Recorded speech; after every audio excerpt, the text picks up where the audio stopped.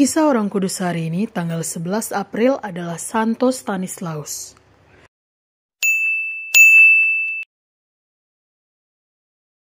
Santo Stanislaus lahir di Skipanau, sebuah desa kecil dekat kota Krakau, Polandia.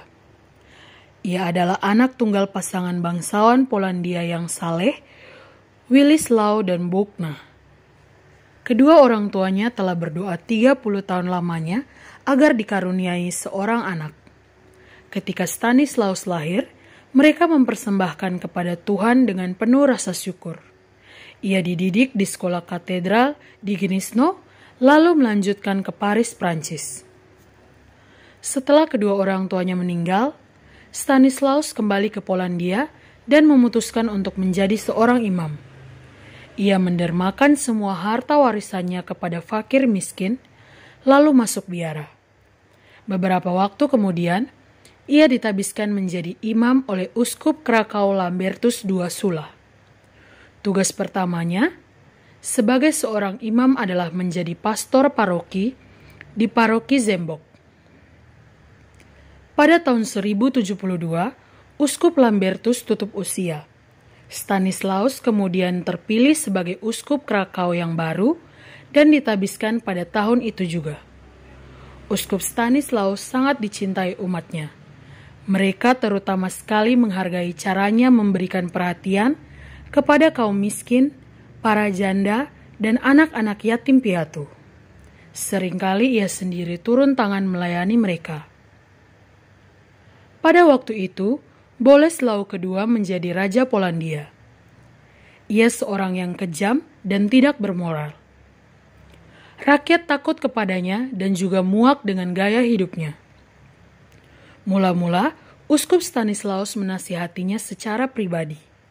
Bapak Uskup seorang yang lemah lembut dan disegani.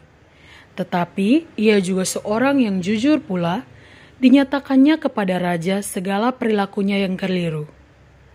Tampaknya raja menyesal, namun sebentar saja ia sudah kembali pada cara hidupnya semula. Ia bahkan melakukan lebih banyak dosa yang mengerikan. Bapak Uskup kemudian dengan berani mengekskomunikasi Raja Bolesław II dari gereja. Pengucilan ini membuat Bolesław II murka. Ia memerintahkan 2 orang pembunuh untuk menghabisi nyawa Uskup Stanislaus. Namun, para pembunuh itu gagal membunuh Stanislaus karena mereka tidak mampu mengangkat senjata terhadap uskup yang lemah lembut dan murah hati tersebut. Pagi hari, tanggal 11 April 1079, Raja Bolesław II dalam angkara murkanya bergegas menuju Kapela Skalka, tempat di mana Uskup Stanislaus berada. Ia menghunus pedangnya dan membunuh sang uskup saat beliau tengah mempersembahkan kurban misa.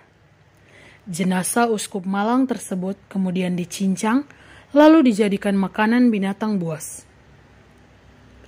Peristiwa ini menuai kecaman dari semua kerajaan Kristen di seluruh penjuru Eropa.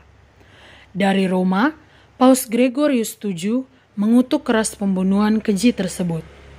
Umat Polandia yang marah kemudian bangkit melawan Bolesław II.